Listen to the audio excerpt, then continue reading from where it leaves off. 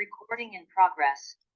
Olá, bom dia. Hoje é domingo, dia 22 de janeiro de 2023. Esse nosso encontro de hoje está sendo gravado. Eu, infelizmente, não posso estar presente ao vivo nesse momento, mas para que a gente não perca a nossa rotina, o nosso encontro desse domingo, eu optei por gravar esse nosso bate-papo e postar aqui no canal para que a gente possa fazer a meditação de hoje. Muito bem. A proposta do nosso curso bíblico de férias para esse domingo é conversar sobre um bloco de livros, um bloco de textos, de temas especialmente importantes e, ao mesmo tempo, muito delicados, muito sensíveis da Bíblia, especialmente do Antigo Testamento, da Bíblia hebraica, que são os escritos de sabedoria. Eu vou tomar liberdade de compartilhar a tela aqui com vocês para seguir a nossa reflexão pelos slides que estão aqui organizados com algumas informações. Então, começando, deixa eu voltar aqui uma telinha, está aqui o tema, o título do nosso encontro de hoje, a sabedoria, meditações sobre a dor e sobre o sofrimento. E para essas meditações, nós vamos analisar, ou pelo menos fazer uma referência, uma citação um pouco mais detida, sobre dois livros em particular do Antigo Testamento, que é o primeiro deles, o livro de Jó, e o segundo, o livro de Eclesiastes. Eu queria, antes de dar seguimento a essa nossa meditação, fazer uma consideração preliminar, que é a seguinte. O Antigo Testamento, a Bíblia cristã, está dividida em dois grandes blocos. O primeiro deles é o Antigo Testamento, ou, como denomina a tradição judaica, a Bíblia hebraica. Há quem chame também de Primeiro Testamento na tradição cristã, uma vez que haverá ou há um Segundo Testamento, que é também chamado de Novo Testamento. Pois bem, neste Primeiro Testamento, na Bíblia hebraica, o Antigo Testamento, existem, a rigor, três grandes blocos literários: a Torá, os Nebiim e os Ketuvim. Torá, a letra T, o Nebiim, a letra N, e o Ketuvim, a letra K.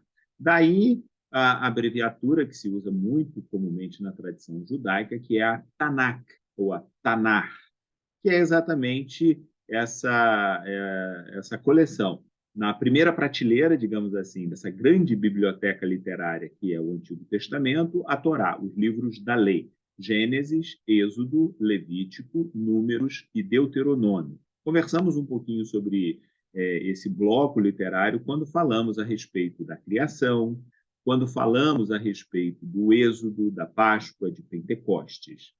O segundo bloco literário, ou a segunda prateleira dessa grande biblioteca que é o Antigo Testamento, são os profetas, os Nebiim.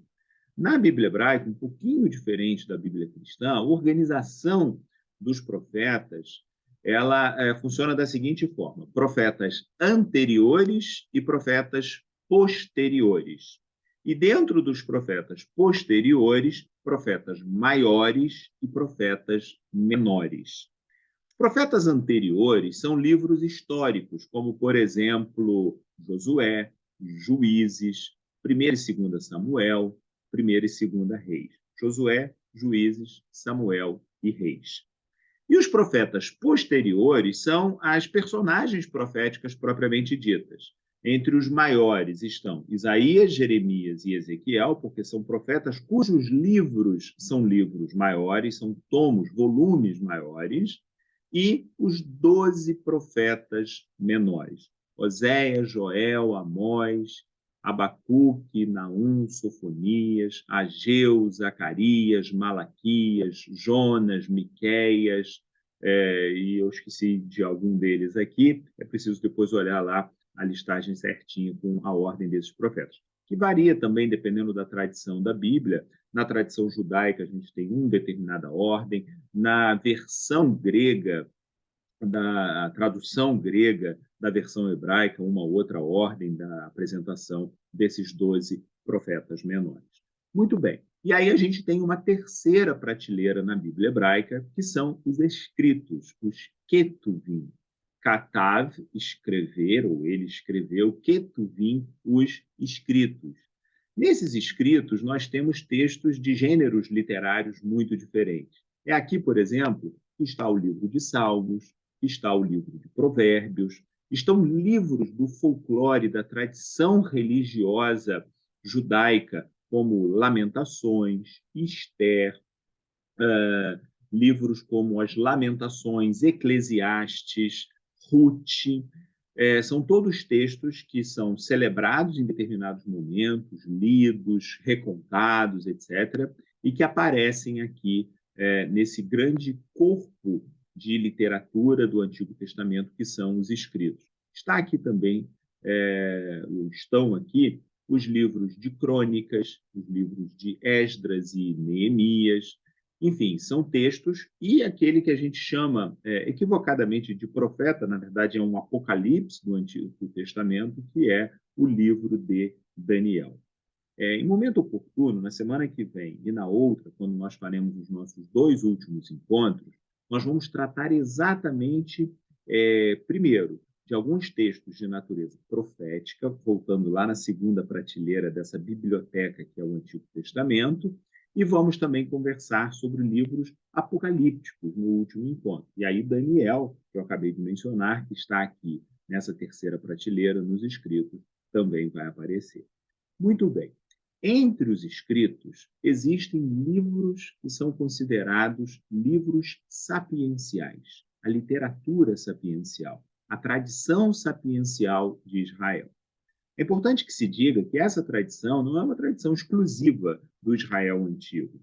As sociedades, as culturas, de uma maneira geral, têm todas elas a sua sabedoria germinal, aquilo que está relacionado ao conhecimento das gerações, dos ancestrais, aquilo que tem a ver com o cultivo da terra, com a criação dos filhos, com o comércio, com o direito, com a família, com lavouras, animais, o funcionamento das estrelas, dos astros, o ciclo da natureza, enfim, absolutamente tudo que tem a ver com o saber prático da vida tem a ver com a sabedoria.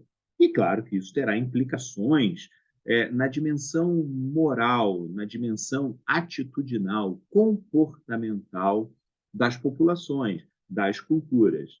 Então, determinadas lógicas que estão presentes no comportamento humano, ou pelo menos alguns princípios, alguns valores que regem, que norteiam o comportamento humano, aparecem em decorrência dessa visão de mundo que é própria da visão sapiencial. Só para tentar ilustrar, por exemplo, a visão que brota de uma visão tipicamente religiosa na cultura hebraica está relacionada à figura do profeta. O profeta é um mensageiro de Deus. Ele recebe uma mensagem de Deus e transmite essa mensagem para a população. Então, na lógica dos profetas, a mensagem vem de cima para baixo, digamos assim, algo que vem do espiritual para o natural, para o histórico. Nesse sentido, o profeta é um mensageiro, ele é um portador de uma palavra que não pertence a ele, profeta, mas pertence a Deus, o autor da palavra, e que faz uso do profeta como seu intermediário. Então, é por isso que nos textos proféticos aparece com muita frequência a expressão assim diz o Senhor. Diferente disso, nós vamos falar sobre profetas no nosso encontro da semana que vem. Diferente disso é a lógica da sabedoria. A lógica da sabedoria está bem descrita lá no livro do Eclesiastes, o Kohelet. A gente vai mencionar um pouquinho sobre ele de forma um pouquinho mais profunda daqui a pouco. Mas o Kohelet diz assim: eis o que eu vi debaixo do sol. Observe que aqui o autor da mensagem é aquele que fez uma observação sobre a realidade que ele está analisando, que ele está enxergando. É o próprio sábio, é o próprio indivíduo que, analisando as circunstâncias da vida, chega à conclusão a respeito dessa mesma vida. A lógica é outra, não é algo de baixo para cima, não é algo que ele recebe das mãos de Deus quase que de maneira passiva. Não, aqui há uma atividade, uma iniciativa. É o sábio procurando compreender os mistérios, o segredo, a dinâmica da vida. Eu diria que a riqueza da Bíblia está exatamente nessa multiplicidade de aspectos, essa dinâmica, essa multiformidade de maneiras de observar a relação com Deus, a relação com a natureza, a relação com a história, a relação do ser humano consigo mesmo. A gente pode voltar aqui para a apresentação exatamente para tratar disso. Sabedoria, e na sabedoria, não apenas esses aspectos práticos, mas especialmente reflexões sobre a dor e sobre o sofrimento. Que é exatamente esse grande ponto de interrogação que vive dentro de todos nós, diante de todos nós, sobre questões ligadas ao sofrimento humano, às injustiças, à dor, à doença, os males que experimentamos pessoal e coletivamente, e por fim, e por que não, o absurdo da morte, a compreensão que o ser humano tem, a consciência que o ser humano tem da sua finitude. E para isso, como eu disse, repito, a gente vai analisar dois textos. Primeiro Jó e depois Eclesiastes. Voltando, então, aqui a gente tem um primeiro slide, a sabedoria tradicional. Né? Uma sabedoria que volta o seu olhar para o cotidiano, volta o seu olhar para o saber prático do dia a dia. Aqueles aspectos que eu mencionei agora há pouquinho, a criação dos filhos, a relação entre as pessoas, questões de natureza profissional, familiar, a lavoura, o cuidado com o rebanho, os animais domésticos, as estações do ano, a chuva, o sol, a seca, a umidade, o solo, a lavoura, a floresta, toda esse conhecimento sobre aqueles aspectos da vida que apenas o tempo, apenas o saber acumulado de geração em geração faz com que a gente se torne, digamos, menos refém do mundo tal como ele está. E que a gente, ao interferir sobre esse mundo, produza cultura sobre esse mesmo mundo. Os escritos de sabedoria da Bíblia e do mundo antigo, nós estamos falando aqui do Antigo Oriente Próximo, civilizações do Egito Antigo, da Mesopotâmia Antiga, todos eles têm esse acúmulo de experiências da sabedoria tradicional. Mas na Bíblia também isso está presente. Quem tiver oportunidade, vontade, fazer uma leitura do livro de Provérbios, por exemplo, sobretudo a partir do capítulo 12 de Provérbios, encontra exatamente esse estoque de informações acumuladas ao longo das gerações na antiguidade sobre essa sabedoria tradicional. Você vai encontrar lá informações sobre a balança na feira, vai encontrar informações sobre os animais e aqueles que são peçonhentos, aqueles que oferecem risco, aqueles que são companheiros do ser humano. Vai encontrar informações sobre o rei, sobre os juízes, sobre o pai, sobre o funcionário público. Vai encontrar informações sobre o professor, informações sobre a criação dos filhos, o lugar da mulher, da mãe, enfim, aspectos práticos, o cotidiano da vida humana. Muito bem. Aquilo que eu mencionei agora aparece aqui. A lógica do sábio é exatamente aquela que está descrita lá no livro do Kohelet, o livro de Eclesiastes. Eis o que eu vi debaixo do sol. É um ser humano perscrutando a realidade, procurando compreender essa mesma realidade e tirando conclusões a partir da sua inteligência. O fundamento sapiencial tradicional, portanto, é a dualidade, causa e consequência. Para toda consequência, existe uma causa que a originou. Causa barra efeito. Aquilo que se planta é aquilo que se colhe. Aquilo que se semeia é exatamente aquilo que, ao final e ao cabo, será coletado como resultado do trabalho. Existe, portanto, uma lógica. uma lógica inerente a essa observação prática da vida cotidiana, e essa lógica é aquela que a vida obedece uma determinada regra. É como se houvesse uma dualidade muito bem marcada entre causas e consequências. A lógica entre o motivador, a motivação e aquilo que se tem como resposta dessa motivação. É por essa razão que, do ponto de vista religioso, a primeira, a principal, a mais robusta teologia aqui entendida como reflexão a respeito da fé, reflexão a respeito da vida pelos olhos da fé religiosa. A principal teologia decorrente da sabedoria antiga, da sabedoria prática, é a chamada teologia da retribuição. Por que isso? Porque existe uma lógica retributiva de causa e de consequência. Pois bem, a grande questão é que essa mesma sabedoria, ao se debruçar sobre a realidade da vida e ao encontrar lógica interna, retributivista, ela também se depara com questões absurdas, ou com questões que não obedecem essa lógica de maneira linear, de maneira retributivista. É o que a gente chama de crise da sabedoria.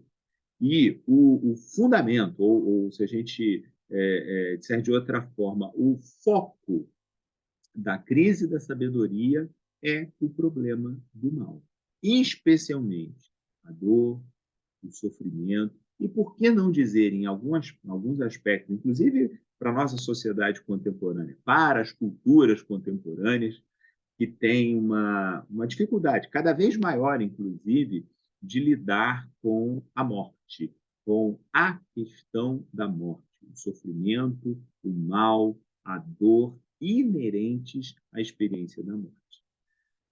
A crise da sabedoria, portanto, começa a se perguntar, afinal de contas, por que é que há pessoas boas, pessoas honestas, pessoas justas, pessoas tementes a Deus, pessoas que procuram praticar o bem e que, no entanto, em que pese todo esse esforço positivo, esse esforço ético, esse esforço de superação da limitação humana, apesar disso, são pessoas que sofrem.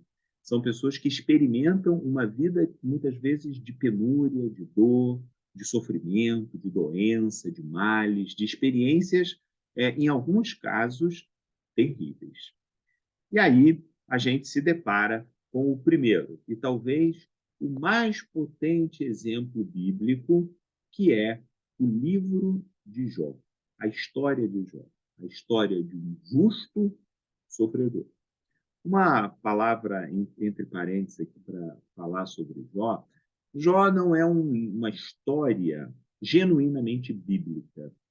Antes de estar na biblioteca, que é a Bíblia, a história de Jó, de um justo sofredor, é uma história que já era contada em culturas do Antigo Oriente.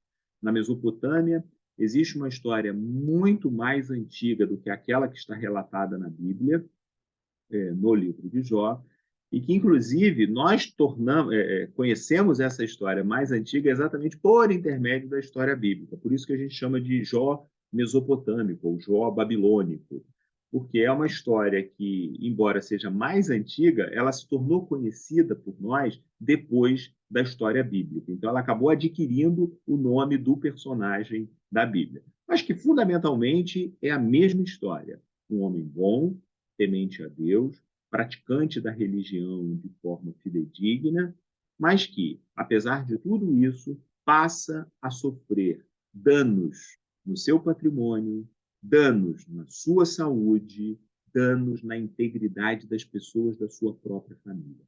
Jó perde filhos, por exemplo.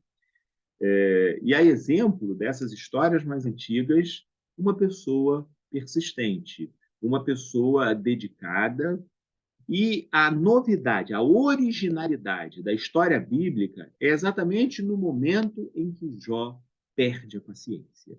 No momento em que Jó, ao enfrentar as agruras da sua vida, em dado momento, já no capítulo 3 do livro de Jó, Quem puder, quiser, depois folheie a Bíblia, procura o livro de Jó, você vai encontrar 42 capítulos. O capítulo 1, capítulo 2 e o capítulo 42, eles são a moldura. A história está toda ali.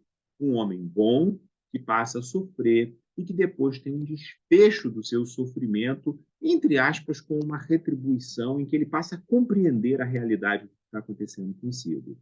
Mas dos capítulos 3 ao capítulo 41, portanto, 90 e tantos por cento do livro, Jó está diante do seu questionamento. É um justo sofredor, ponderando, questionando, em muitos casos gritando existencialmente sobre as razões que o levaram a sofrer daquela forma. De alguma forma, tentando compreender por que do mal. E aí, pessoal, vale a pena fazer essa leitura porque Jó é interpelado por outras pessoas, Jó é interpelado por 3 amigos, depois aparece um quarto amigo, e ao final, Jó interpela e é interpelado pelo próprio Deus. Ele chega diante de Deus questionando as razões pelas quais ele está sofrendo o que está sofrendo. Ao ler o livro de Jó, a gente se depara com esses temas que estão tocados aqui na tela: a injustiça, o sofrimento, a dor, a incompreensão e o abandono. E aí a gente pode aplicar todas essas ideias, todos esses conceitos, tanto a Jó, quanto aos seus amigos, quanto a nós, leitores e leitoras, ao nos depararmos com as histórias de Jó. Eu diria que uma aventura, entre aspas, fazer a leitura do texto de Jó. Porque nós nos deparamos com aspectos da cultura antiga que estão perfeitamente ainda presentes na nossa cultura contemporânea. Ou seja, em que pese ter havido tanto avanço de natureza tecnológica, política, democrática, jurídica, educacional, avanços na saúde, na educação, enfim, em todos os aspectos da vida, essas questões, as questões fundamentais da existência humana e, sobretudo, aquelas relacionadas ao sofrimento que a vida, de maneira sem sentido, sem direcionamento, de maneira absurda, impinge ao ser humano, tudo isso permanece absolutamente presente na experiência humana. Então, esses são os pontos tratados e, em algum sentido, problematizados no livro de Jó. Jó perde dinheiro, Jó perde patrimônio, Jó perde saúde, Jó perde entes queridos. E Jó passa, então, a se questionar sobre isso. E quando interpela Deus, a resposta que tem, depois de um longo e ensurdecedor silêncio da parte de Deus, apenas no capítulo 38 do livro. Lembram? O livro de Jó tem 42 capítulos. É somente no 38º que Deus toma a palavra e começa, então, a reagir a toda blasfêmia, em algum momento, que Jó pronuncia sobre o seu sofrimento. Jó começa no capítulo 3 dizendo: eu queria ser um aborto. Antes eu não tivesse nascido. Então, toda essa problemática no livro de Jó, ela aparece, e a resposta, bem honestamente, é uma resposta que não responde. É uma resposta que, sim, de fato, a vida, ela experimenta ocasiões, experiências que não obedecem uma lógica pré-determinada.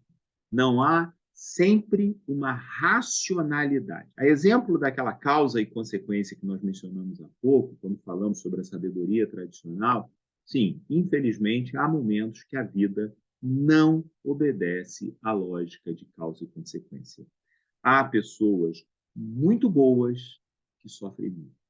Há pessoas com uma vida muito ruim, cujos princípios, cujas práticas são questionáveis, são reprováveis de fato, e que, no entanto, não sofrem as mesmas experiências negativas que outras pessoas que não têm os mesmos procedimentos sofrem.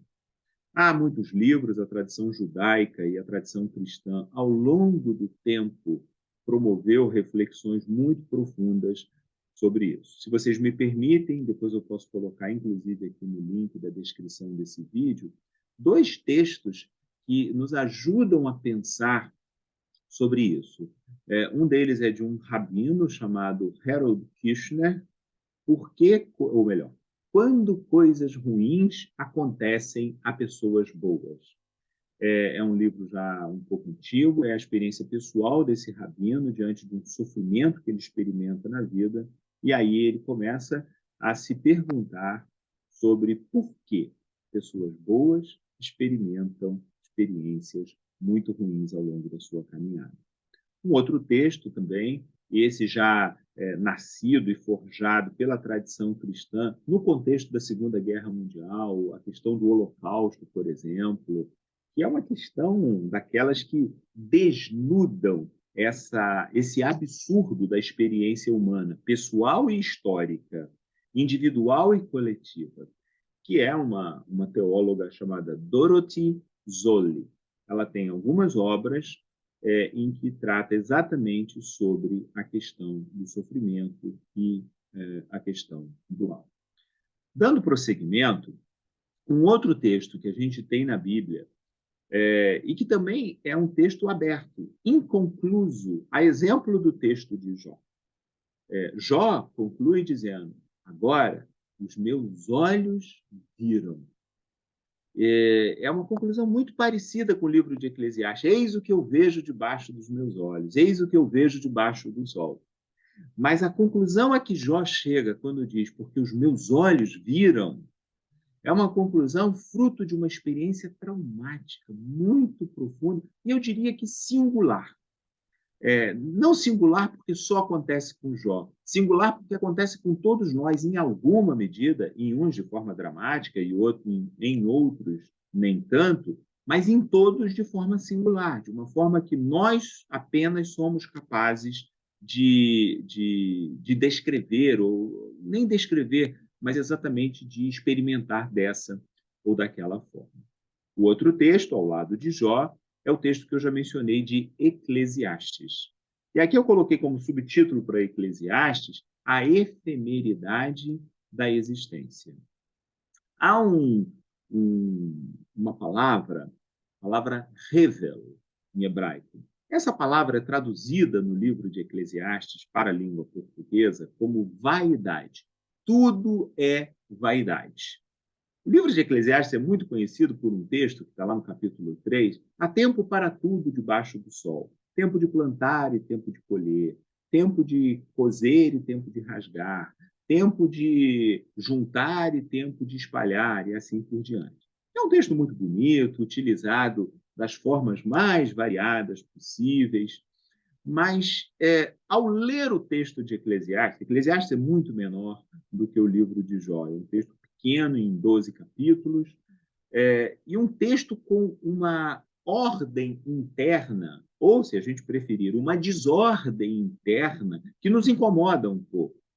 Porque é um texto, primeiro, que toca em questões que são muito sensíveis, de novo, mas um texto que toca de maneira muito inusitada, porque ele problematiza, ele não segue aquela lógica tradicional de causa e efeito. E ele também não segue uma lógica piegas, digamos, de uma religiosidade tranquila, pacata. O Eclesiastes é um inquieto teologicamente. Eclesiastes, logo depois desse texto que a gente cita com muita frequência, que eu acabei de mencionar, tempo para tudo debaixo do sol, ele dá continuidade questionando se a vida humana e a vida animal têm alguma diferença entre si. Se alguém vai para um lugar depois da morte, se os animais vão para outro lugar. Imaginem isso. Nós estamos falando de mais de 22, 23, 25 séculos atrás, uma reflexão teológica dessa magnitude sobre quem é o ser humano, sobre o destino, sobre o sentido, sentido em todos os sentidos, tanto no aspecto do significado da existência, como também no direcionamento dessa mesma existência. Então, Eclesiastes é isso, a efemeridade da existência. Eu falava e acabei me perdendo, vou retomar. A palavra Hevel é traduzida nas nossas Bíblias como vaidade. Tudo é vaidade. A palavra vaidade, ela não dá conta do que significa Hevel. Porque vaidade tem muito o aspecto estético, o aspecto moral. Vaidoso é aquele indivíduo que está mais preocupado com a aparência das coisas, ou a aparência de si em relação aos demais, do que propriamente com a essência, entre aspas. Quando, na verdade, a palavra Hevel é tudo é o fôlego, é aquele ar que escapa das nossas mãos. Hevel é o efêmero, é aquilo que eu não consigo capturar, é aquilo que eu não consigo prender. A vida é Hevel. A vida é um fôlego que se esvai. Ainda que eu queira, ainda que eu pense, ainda que eu deseje, qualquer coisa na vida não está sob o nosso controle. E é essa efemeridade, é essa liberdade, talvez a gente pudesse usar essa palavra da vida, que nos espanta a nós. E talvez por isso, inclusive, o ser humano produza cultura. E na cultura, produza literatura, produza religião, produza as grandes obras de arte, a música, a pintura, as esculturas, numa tentativa de se fazer eternizar. Porque a existência dos indivíduos propriamente dita, essa existência se esvai, é rível, é vaidade, é efêmero, é aquilo que hoje existe e amanhã não existe mais. Muito bem. Em Eclesiastes, esses são os pontos que ele enfrenta. A questão da riqueza, a questão da sabedoria, a questão do poder, a questão da própria fé.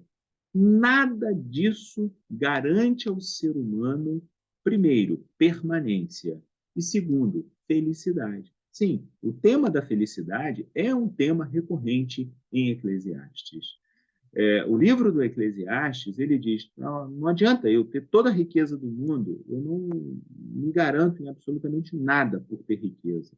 Também não importa se eu tenha toda a sabedoria do mundo, ou que eu tenha todo o poder, e poder aqui em quaisquer aspectos que o poder possui, o poder político, o poder de comando, o poder da riqueza, o poder da sabedoria, o poder da força, não importa.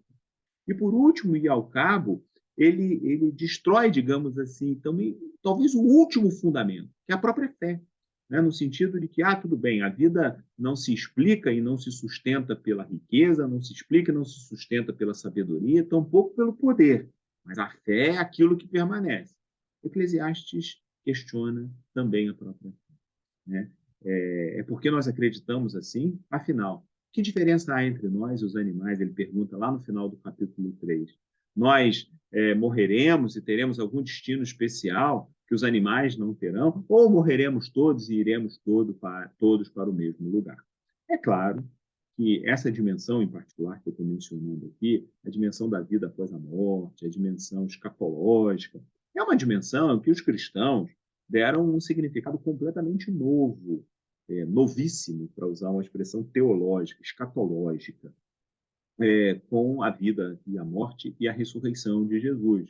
Mas, de novo, permanece sendo uma questão de fé. Por isso, a atualidade de Eclesiastes, apesar de tocar de maneira tão crítica e, em algumas abordagens, de uma forma muito ácida, inclusive, sobre a riqueza, sobre a sabedoria, sobre o poder, sobre a própria fé.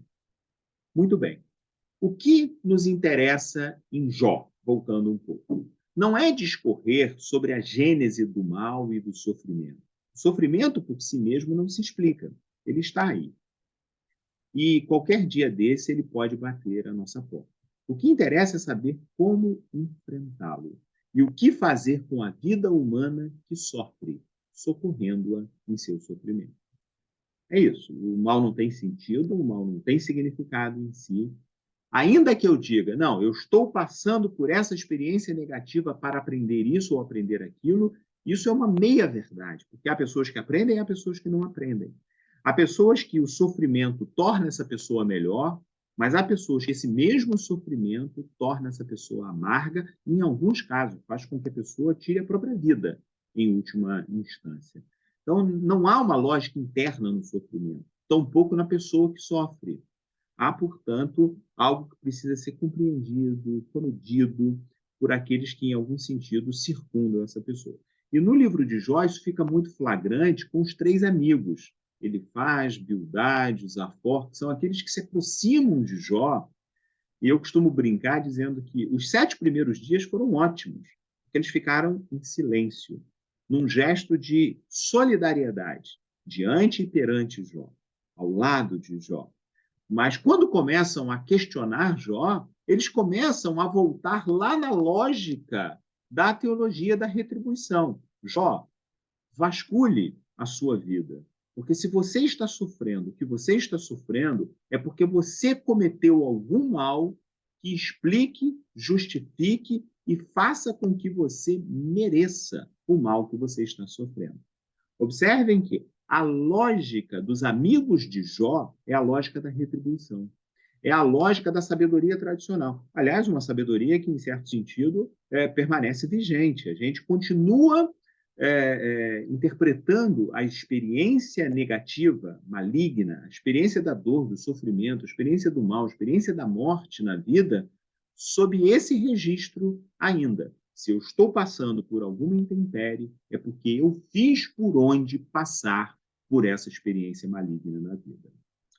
Coisa parecida apareceu nos evangelhos, especialmente no evangelho de João, quando os discípulos de Jesus, diante de um homem cego, João capítulo 8, depois quem quiser dar uma olhadinha, perguntam para Jesus: Senhor, quem pecou para que ele nascesse cego? Ele ou os seus pais?